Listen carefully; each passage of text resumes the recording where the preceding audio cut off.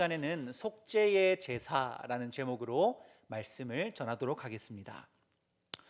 오늘은 레위기에 기록된 네 번째 이 제사의 형태인 속죄제에 대해서 함께 살펴보고자 합니다. 이전에 번제, 소제, 화목제에 대해서 함께 살펴보았는데요. 각 제사가 갖는 특징이 있다, 가장 대표하는 특징이 있다라고 말씀을 드렸습니다. 번제는 매일같이 하나님께 드리는 헌신의 의미가 있다. 그리고 소제는 준비하기 까다로운 것들을 준비함으로 정성을 하나님께 드리는 의미가 있다. 그리고 화목제는 하나님과 이웃과 함께 교제를 한다는 의미를 주된 특징으로 갖는다라고 말씀을 드렸습니다. 그렇다면 오늘 우리가 함께 살펴볼 제사인 속죄제는 무엇을 가장 큰 특징으로 가질까요? 무엇을 위한 제사일까요? 이름 그대로 속죄를 위한 제사입니다. 이 속죄를 위한 제사는요, 그 과정들은요, 우리에게 큰 의미를 부여해 줍니다. 왜 그런가 하면 혹시 지난 한 주를, 오늘 하루를 살아가시면서 나는 아무런 죄도 짓지 않았습니다 라고 말씀을 하실 수 있는 분이 계실까요? 아무도 안 계시겠죠.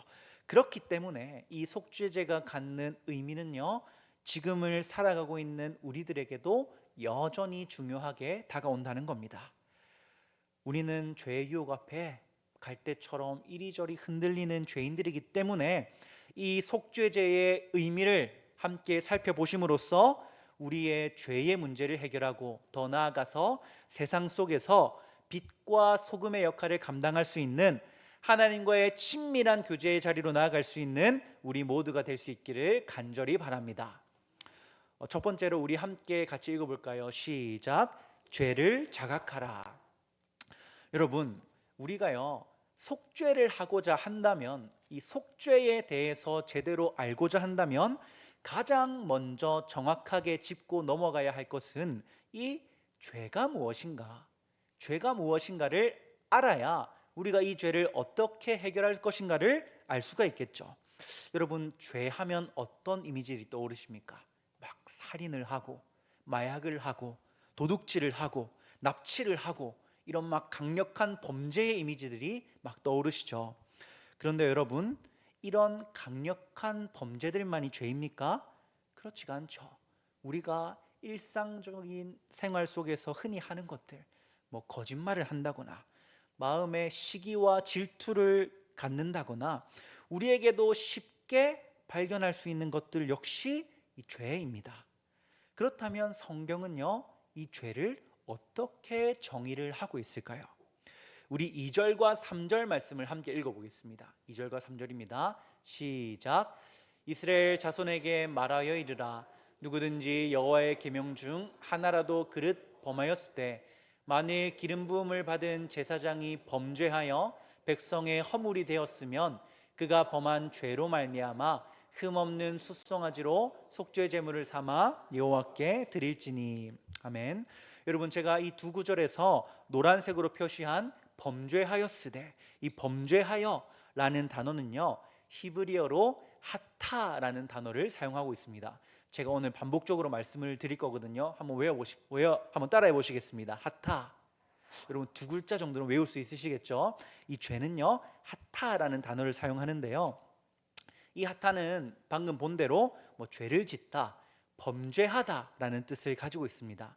그런데 원래 이 단어는 어떻게 주로 사용이 되냐면요, 관역을 벗어나다라는 의미를 가진 단어입니다. 관역을 벗어나다. 여러분, 우리가 올림픽을 하면 이 대한민국의 효자 종목이 있죠. 무엇입니까? 바로 활을 쏘는 양궁이죠. 이 양궁을 볼 때 이 관역이 있고 가장 가운데 맞추면 몇 점입니까? 10점이죠. 그렇게 관역에서 멀어지면 멀어질수록 점수가 낮아져서 6점, 5점, 4점, 1점, 그리고 관역을 벗어나면 빵점이 되는 거죠. 여러분, 이 죄라는 것은요, 하타라는 단어는 관역을 벗어난 상태, 마치 양궁 선수가 활을 쏘았는데 그 활이 관역에 박히는 것이 아니라 관역 밖으로 날아가 버리는 그런 상태를 말하는 단어입니다. 그렇다면 이 단어가 왜 범죄하다, 죄를 짓다라는 뜻으로 사용이 될까요? 원어의 의미를 살려서 해석을 하면 이 성경은 죄를 뭐라고 정의하고 있냐면 하나님이라는 관역을 벗어나는 것이라고 정의를 한다는 겁니다. 그리스도인 된 우리의 삶의 행동이요, 무엇이라는 관역을 쫓아가야 하냐면 하나님이라는 관역을 향해서 나아가야 하는데, 우리의 삶의 방향이 하나님이라는 관역이 아니라 다른 어떤 것을 향해 날아가고 있다면, 그리고 그곳에 박히게 된다면 그것이 바로 죄라고 성경은 말을 하고 있는 겁니다. 여러분의 삶의 방향은 어디로 향하고 있습니까? 하나님이라는 관역을 향하고 있습니까? 아니면 여러분만의 어떤 특별한 관역을 향하고 있으십니까? 우리는요, 먼저 우리 각자가 가지고 있는 이 하타, 우리의 관역이 무엇인지를 자각을 할 필요가 있다는 겁니다. 어떤 죄를 짓고 있는지를 알아야 우리가 속죄를 하지 않겠습니까? 근데 여러분, 이 죄가요, 왜 우리에게 문제가 되는지 아십니까? 감옥에 가서 문제가 되는 걸까요? 그런 것도 있겠지만 이 죄가 하나님과 우리의 사이를 단절시켜 버리기 때문에 문제가 되는 겁니다. 이 죄라는 것이 마치 커다란 바위처럼 우리 앞에 서서 하나님께로 나아가는 길을 막아버리기 때문에 이것이 우리에게 문제가 됩니다. 그렇다고 했을 때 여러분 각자가 가지고 있는 이 하타, 하나님과 여러분 사이를 막고 있는 그것은 무엇입니까? 하나님이라는 관역 대신에 여러분들이 치열하게 달려가고 있는 여러분의 관역은 무엇입니까? 요즘은 너무 시대가 좋아져 가지고요, 이것을 굉장히 쉽게 알 수 있는 방법이 있습니다. 그것이 무엇이냐면 바로 이 알고리즘입니다. 여러분, 이제 어린이날이 좀 다가오지 않습니까? 그래가지고 이제 초등부 아이들에게 어떤 선물을 주면 좋을까 하고 쿠팡에 몇 개를 검색을 해봤습니다. 그렇게 검색을 해보고 나니까 제 휴대폰 알고리즘이 뭘로 바뀌었을까요? 이 어린이에 대한 선물로 바뀌더라고요. 유튜브를 틀어도 어린이날 선물이 막 뜨고요, 막 애기들 유튜브 영상이 막 뜨더라고요. 너무 신기하지 않습니까? 여러분, 이렇게 우리는 알고리즘으로요, 우리가 평소에 어디에 관심을 갖고 있는지, 또 우리가 무엇에 몰두하며 살아가는지를 알 수가 있다는 겁니다. 자, 그렇다고 했을 때 여러분의 삶의 알고리즘은 무엇이 가득 채우고 계십니까? 하나님이 그것을 점령하고 계십니까? 아니면 여러분의 하타, 그것이 그것을 점령하고 있습니까? 여러분, 이런 관점에서는요, 우리가 이거는 죄가 아니지 않아? 하는 것도 죄가 될 수 있습니다. 예를 들어 볼까요? 주식을 투자한다. 여러분, 현대 사회에서 필수적인 행동이죠. 주식 투자하는 것, 이게 죄가 될까요? 안 될까요? 죄가 될 수도 있고 죄가 아닐 수도 있습니다. 게임을 하는 건요, 죄가 될 수도 있고 죄가 되지 않을 수도 있어요. 사랑하는 연인을 만나는 건요, 이것도 죄가 될 수도 있고 죄가 되지 않을 수도 있습니다. 무슨 말이냐면 그 행위 자체는요, 당연히 죄가 아닙니다.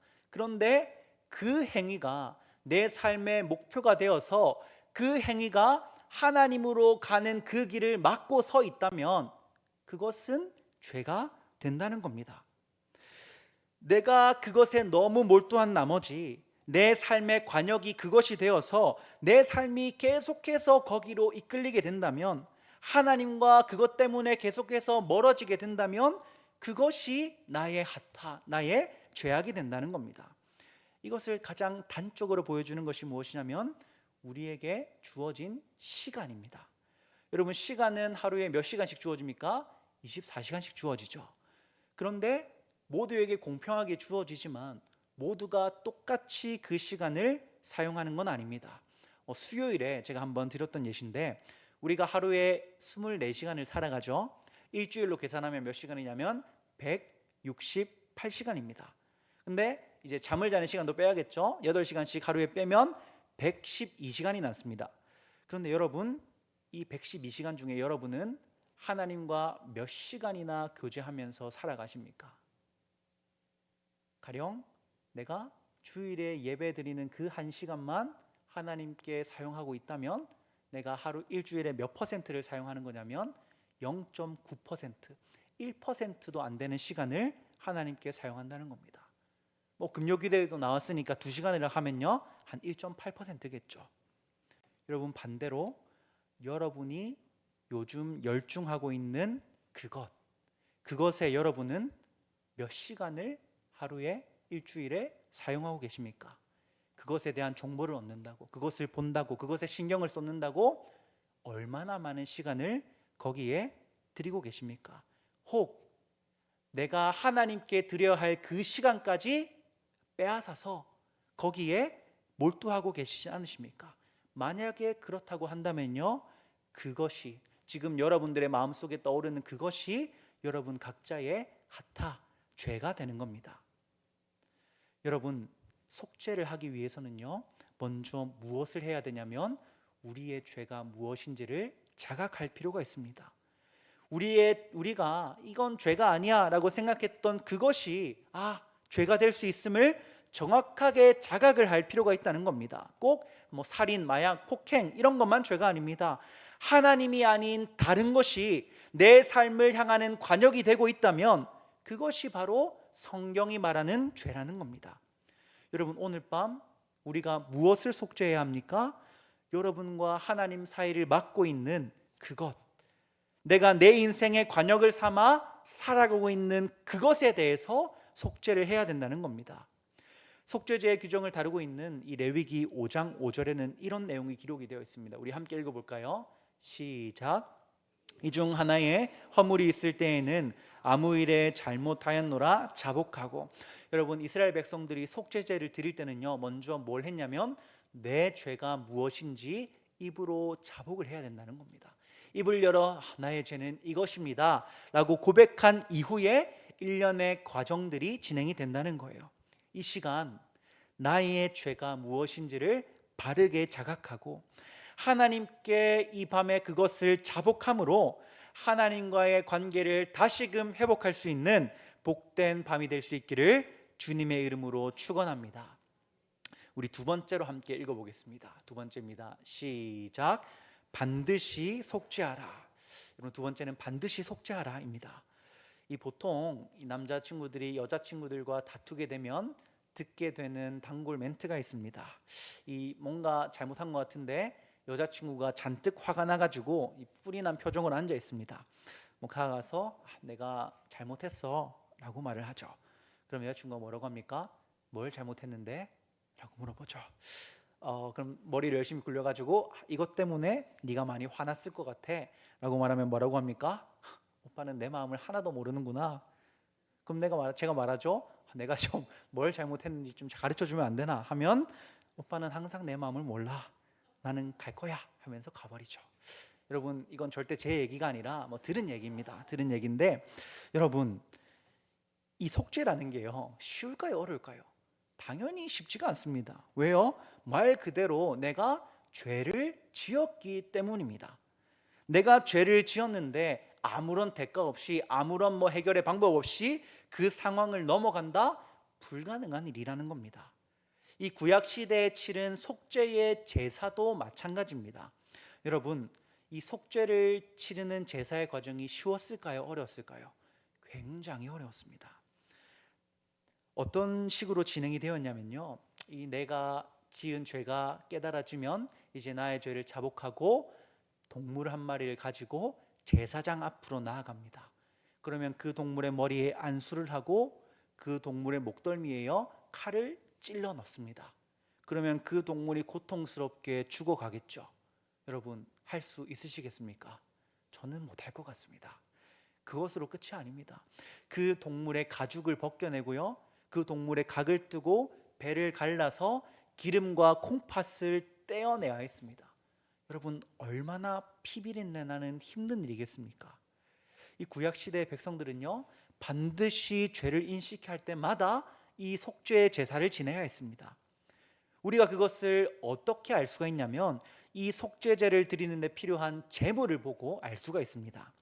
여러분, 지난번에 화목제에 대해서 살펴보았는데 이 화목제를 드릴 때는 소, 양, 염소만 드릴 수 있다고 말씀드렸습니다. 왜 그런가 하면 이 화목제는 이웃들과의 교제로 이어지는 제사인데 너무 작은 동물을 사용하면 그것을 나눠 먹을 수가 없으니까 소나 양이나 염소같이 그래도 나눠 먹을 수 있는 큰 동물만 화목제에 사용할 수 있다라고 설명을 드렸죠.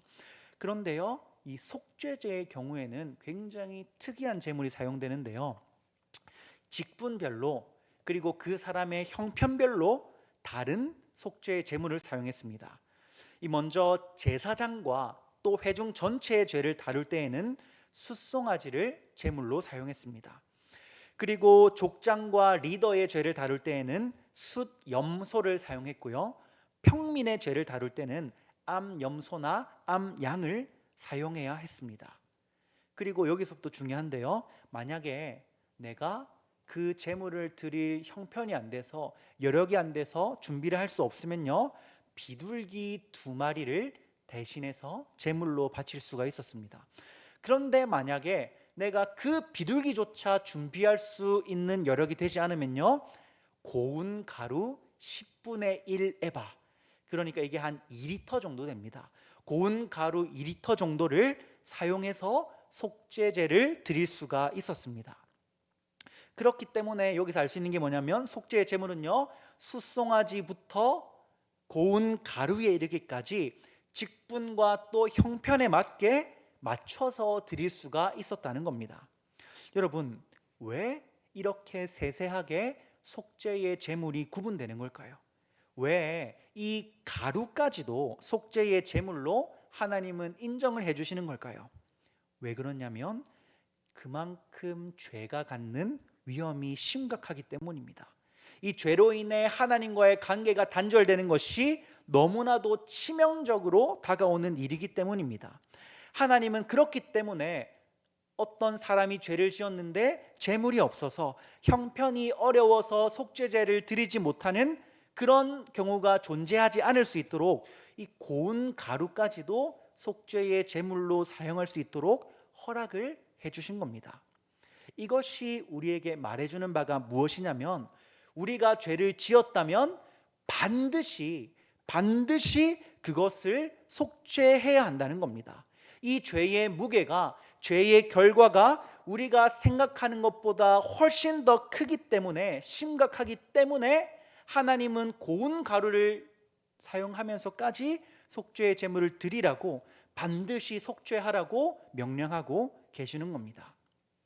그렇다고 했을 때 사랑하는 우리 영신교회 성도 여러분, 여러분이 죄가 떠오르셨을 때, 그것을 자각하셨을 때 곧바로 하나님께 회개하고 속죄하는 그런 모습으로 살아가고 계십니까? 내 죄가 깨달아졌을 때, 나의 하타가 이것이구나 라고 생각이 났을 때 바로 속죄를 하는 모습으로 살아가고 계십니까? 하나님은요, 누구든지 또 언제든지 속죄할 수 있도록 그 길을 열어주셨습니다. 이 잠시 후에 또 살펴보겠지만 신약 시대를 살아가고 있는 우리는요, 하나님의 은혜로 말미암아 정말로 언제든지 어디서든지 하나님 앞으로 나아갈 수가 있습니다. 그런데 우리는 속죄하기를 망설이죠. 왜요? 자신이 없기 때문입니다. 내가 그것을 멈추고 하나님 앞으로 나아갈 자신이 없기 때문입니다. 혹 이런 생각을 해본 적은 없으십니까? 내가 조금만 더 이걸 하다가 진짜 좀 심각해지는 것 같으면 그때 그만두고 그때 하나님 앞으로 나아가야지. 이 정도는 하나님이 이해해 주시겠지. 이 정도는 넘어가도 되겠지 하면서 넘어간 죄악들이 혹 있지는 않으십니까? 여러분, 오늘 본문에서 속죄제의 이 규정을 통해서 단호하게 하나님은 말씀하십니다. 누구든지 죄를 범하거든 반드시 하나님 앞으로 나와 즉시 속죄의 제사를 지내야 한다고 말씀하십니다. 그렇게 하지 않으면 어떻게 되는 줄 아십니까? 이 속죄의 제물이 당하게 되는 그 잔인한 죽음이요, 멱이 따이고 피가 흐르고 가죽이 벗겨지고 내장이 분리되는 그 고통스러운 과정을 누가 치러야 된다는 겁니까? 내가 감당해야 한다는 겁니다. 하나님은 그걸 원하지 않으시기 때문에 우리에게 피할 길을 계속 열어주시는 겁니다. 해결할 길을 열어주신다는 겁니다. 그렇기 때문에 사랑하는 우리 영신교회 성도 여러분, 혹 오랜 시간 동안 해결하지 못하고 계시는 죄악된 모습이 있지는 않으십니까?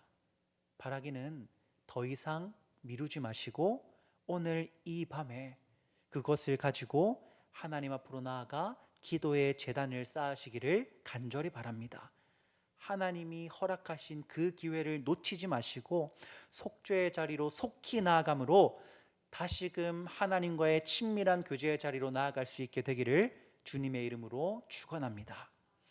우리 세 번째로 함께 읽어볼까요? 시작. 피를 뿔에 바르라.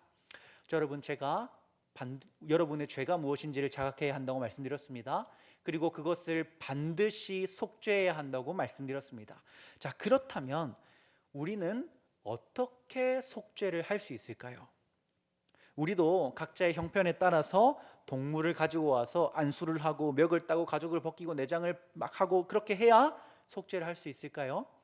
여러분, 제가 이 속죄제의 과정을요 조금 더 설명을 해드리겠습니다. 재밌습니다. 한번 들어보십시오. 이 제사장은요 희생 제물을 이제 딱 죽이면 피를 받아가지고 따로 보관을 합니다. 그리고 이 동물에서 기름과 콩팥을 떼서 그것을 번제단 위에 태워서 하나님께 올려드립니다. 이외의 모든 부위들은요 경우에 따라서는 진영 밖으로 가지고 가서 모두 태우기도 하고 또 어떤 경우에는 그것이 제사장에게 주어지기도 했습니다. 화목제를 드릴 때도 이 기름과 콩팥을 하나님께 드려야 된다고 했죠. 왜 드려야 된다 했습니까? 이 기름이 동물에서 나오는 가장 귀중한 부위고 이 콩팥은 성경에서 중심을 의미하는 부위이기 때문에 중요한 것을 하나님께, 귀한 것을 하나님께 드리는 것이라고 말씀드렸습니다. 그리고 나머지 것들은 태우거나 제사장에게 줘야 되는데 이 부분에 대한 자세한 건 나중에 대속죄일 그 구형을 다룰 때 자세히 설명을 해드리도록 하겠습니다. 이런 것들도 중요하겠지만 이 속죄제에 있어서 가장 중요한 것이 무엇이냐면 이 동물의 몸에서 나온 피입니다. 여러분, 제사장들은요 이 피를 따로 가지고 있다가 속죄 제사를 드리면서 어떻게 해야 되냐면 그 피를요 성소 안에 있는 분향단의 뿔이나 밖에 있는 번제단의 뿔에 다 발라야 했습니다. 그리고 성소 안으로 가서 피를 손가락에 묻혀서 휘장 앞에 7번 뿌려야 했습니다. 우리 레위기 17장 11절 말씀 함께 읽어보겠습니다. 시작. 육체의 생명은 피에 있음이라 내가 이 피를 너희에게 주어 제단에 뿌려 너희의 생명을 위하여 속죄하게 하였나니 생명이 피에 있으므로 피가 여러분 이 피는요 여러분들이 지금 읽으셨다시피 생물의 생명을 상징하는 것으로 사용이 됩니다. 그리고 제가 제단의 뿔에 그 피를 발라야 된다고 말씀드렸잖아요.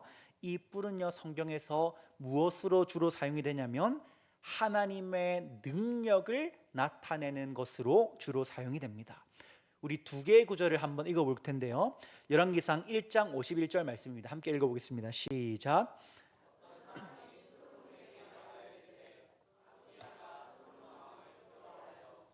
제단 뿔을 잡고 말하기를 솔로몬 왕이 오늘 칼로 자기 종을 죽이지 않겠다고 내게 맹세하기를 원하나이다. 이어서 열왕기상 2장 28절 말씀입니다. 시작. 그 소문이 요압에게 들림에 그가 여호와의 장막으로 도망하여 제단 뿔을 잡으니 이는 그가 다윗을 떠나 압살롬을 따르지 아니하였으나 아도니아를 따랐습니다. 아멘. 여러분 이게 무슨 내용이냐면 이 다윗의 죽음이 다가오자 다윗의 아들이 누굽니까? 이 솔로몬이 왕이 되어야겠죠. 그런데 이 아도니아라는 사람이 반란을 일으킨 겁니다. 내가 왕이 되겠다고 반란을 일으켰는데 그것이 진압이 되었습니다. 군대 장관 요압도 아도니아의 편에 붙었는데 이제 반란이 실패하니까 도망쳐야 되지 않습니까? 근데 이제 잡힐 위기에 처한 겁니다. 그래서 이 두 사람이 무엇을 붙잡고 버티냐면 제단의 뿔을 붙잡고 버틴다는 겁니다. 왜 그들이 제단의 뿔을 붙잡고 버텼냐면 이 제단의 뿔은요 제단의 모든 것들 중에서도 가장 거룩한 부분이었고, 그것이 하나님의 능력을 상징하는 부분이었기 때문입니다. 그래서 내가 이 거룩한 곳에서 이것을 잡고 있으면 나를 죽이지 못하겠지 하는 생각으로 그것을 붙잡고 있었다는 거겠죠. 그러니 정리를 하자면, 하나님의 능력을 상징하는 이 제단의 뿔에 나의 죄가 전가된 이 생명의 피를 바른다는 것, 그것이 무슨 의미겠습니까? 나의 죄를 하나님께 다 맡긴다는 의미가 되는 겁니다. 내가 범한 죄악이 하나님께 다 맡겨드려진다라는 의미입니다. 하나님은 그렇게요, 하나님의 능력을 상징하는 제단의 뿔에 피를 뒤집어 쓰심으로 죄의 문제를 해결하여 주신다는 겁니다. 그렇다면 이제 우리는 어디에 그 피를 발라야 할까요? 하나님이요, 우리에게도 하나님의 능력을 상징하는 구원의 뿔을 주셨습니다. 우리도 거기에 피를 바르기만 하면요, 모든 죄를 용서받을 수가 있습니다. 우리 누가복음 1장 69절 말씀 함께 읽어보겠습니다. 시작. 우리를 위하여 구원의 뿔을 그 종 다윗의 집에 일으키셨으니. 여러분, 이 구절은요, 세례 요한의 아버지인 사가랴가 예수 그리스도의 탄생을 예언하고 있는 그런 내용을 담은 구절입니다. 뭐라고 말합니까? 그의 종 다윗의 집에 무엇이 있다고요? 구원의 뿔을 일으키신답니다. 다윗의 집에 구원의 뿔로서 오실 분, 다윗의 자손으로 오시며 하나님의 능력 그 자체가 되시는 분, 그분이 누구십니까? 예수 그리스도가 되시는 겁니다. 여러분, 하나님은요, 이 제단의 뿔을, 분향단의 뿔을, 그것이 상징하는 하나님의 전능한 능력을요, 우리에게 친히 주셨습니다. 하나님의 능력, 아니요, 하나님 그 자체가 되시는 예수 그리스도께서 친히 구원의 뿔이 되셔서 우리의 곁으로 오신 겁니다. 여러분, 예수님이요, 우리를 위해 피를 흘리시죠. 고통스럽게 채찍에 맞으시면서 얼마나 많은 피를 흘리시겠습니까? 가시로 만든 면류관을 쓰시면서 가시에 찔리시면서 얼마나 많은 피를 흘리셨겠습니까? 또 손과 발에 못이 박히면서, 커다란 못이 박히면서 얼마나 많은 피를 흘리시겠습니까? 요한복음 19장 34절 말씀입니다. 함께 읽어보겠습니다. 시작. 한 군인이 창으로 옆구리를 찌르니 곧 피와. 여러분, 예수님께서 이제 십자가에 달려 죽으시던 때에 옆구리를 찔리십니다. 뭐가 나왔다고요? 물과 피가 흘러서 그의 몸을 타고 내려온 겁니다. 여러분, 이 모습이 무엇을 상징하겠습니까? 속죄의 제사 때에 제단의 뿔에 피를 발랐듯이 구원의 뿔이 되시는 예수 그리스도의 몸에 피가 발렸다는 겁니다. 그런데 여러분, 누구의 피가 발렸습니까? 예수님 자신의 피가 발렸습니다. 왜요? 그분 스스로가 우리의 죄를 해결해 주시기 위한 대속의 제물이 되셨기 때문입니다. 히브리서 9장 12절 말씀 함께 읽겠습니다. 9장 12절입니다. 시작. 염소와 송아지의 피로 하지 아니하고 오직 자기의 피로 영원한 속죄를 이루사 단번에 성소에 들어가셨느니라. 여러분, 예수님은요, 제단에 달리셨습니다. 어떤 제단에서 제사를 지내셨냐면 십자가라는 제단에서 구원의 뿔이 되시는 스스로의 몸에 희생의 제물이 되는 스스로의 피를 바르심으로요, 모든 구약 시대에 이어져 오던 속죄의 제사를 단번에 마치셨습니다. 예수님이 행하신 십자가에서 드려진 그 단번의 속죄의 제사를 통해서 이제 신약 시대를 살아가는 우리는 더 이상 속죄의 제사라는 형식에 얽매이지 않아도 되게 된 겁니다. 그렇다면 이제 우리는 어떻게 속죄를 얻을 수 있습니까? 구약 시대에는 내 죄를 속죄하기 위해 제물을 잡고 피를 발라야 했는데, 신약 시대에는요, 예수 그리스도가 단번에 이루신 그 속죄를 우리는 값없이 받게 된 사람들입니다. 그분을 통해 모든 속죄가 완성되었고, 이제 그분을 삶의 구주로 믿고 살아가는 우리는 예수 그리스도를 통해 이미 완성된 속죄를 받은 사람들입니다. 이제 우리는요, 그분이 완성하신 그 속죄를요, 믿음으로 받아 누리면 된다는 겁니다. 이제 우리는 우리의 죄를 발견할 때마다 복잡한 제사의 제도에 얽매일 필요가 없는 것이고, 우리를 위해 단번에 그 모든 것을 이루신 예수님을 붙들고 그분의 피를 붙들고 하나님께 직접적으로 나아가면 된다는 겁니다. 여러분, 무엇이 우리를 정결하게 합니까? 하나님의 능력 그 자체가 되시는 예수 그리스도가 흘린 보혈로 우리는 정결해지는 겁니다. 그렇다고 했을 때 이 말이요, 우리가 더 이상 죄를 지어도 아무것도 조치를 취할 필요가 없어, 이런 말이겠습니까? 절대로 그렇지 않습니다. 여러분, 여기서부터 이제 바뀌게 되는 겁니다. 여러분들이 이 사실을 전심으로 믿으신다면요, 여러분의 핫타, 여러분의 죄를요, 이전과 같이 대할 수가 없는 겁니다. 왜요? 여러분의 그 죄의 문제를 해결하시기 위해 예수 그리스도께서 그렇게 고통스러운 죽임을 당하셨는데, 그런 제사를 치르셨는데, 여러분이 그 사실을 믿고 그 사실을 안다고 하신다면요, 더 이상 우리가 죄인으로 살아갈 수가 없다는 겁니다. 속죄가 이 구약 시대에는 죄를 씻기 위한 방법이었다면, 이제는 하나님의 놀라운 은혜로 예수 그리스도를 믿는 믿음으로 나타나는 반응으로 변하게 되었다는 겁니다. 만약에 내가 그것을 안다고 하면서도 동일한 죄악에 빠지고 여전히 그 죄를 가볍게 여기고 있다면요, 여러분은 누구를 가볍게 여기는 겁니까? 예수님을 가볍게 여기는 겁니다. 예수 그리스도가 매달리신 그 십자가를요, 여러분은 그 정도로 생각하고 계신다는 겁니다.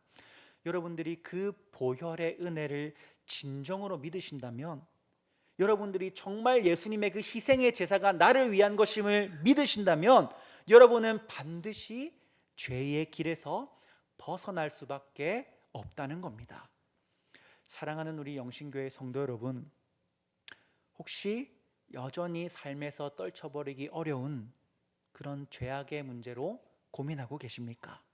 이 밤에 모든 것을 해결해 주셨고 또 앞으로도 해결해 주실 예수 그리스도의 보혈을 의지하며 이 시간 하나님 앞으로 나아가는 우리가 되었으면 좋겠습니다. 이 밤에요, 우리의 모든 죄와 허물을 주님께 자복하고 기도의 제단을 쌓아 하나님 앞으로 나아가는 우리가 되었으면 좋겠습니다. 바로 그때에 내가 내 입으로 나의 죄를 자복하고 하나님의 도우심을 구하는 그때에 하나님께서 반드시 여러분과 함께 하시며 여러분들의 그 죄악된 모습을 씻어 정결하게 하여 주시고 다시는 동일한 죄악을 범하지 않을 수 있도록 여러분의 삶의 걸음을 인도해 주실 줄로 믿습니다. 이제 말씀을 맺기를 원합니다.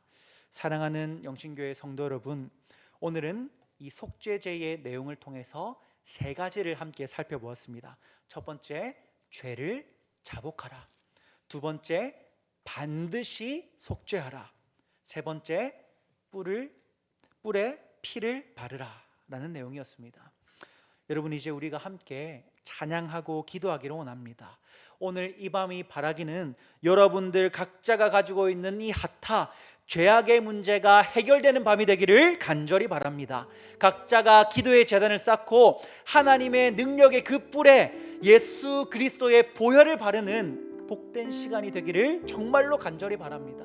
그로 말미암아서 나의 죄악과 이제는 안녕을 구하고 하나님의 거룩하고 정결한 백성으로 거듭나게 되는 영신교회 모든 성도 여러분이 될 수 있기를 주님의 이름으로 축원합니다.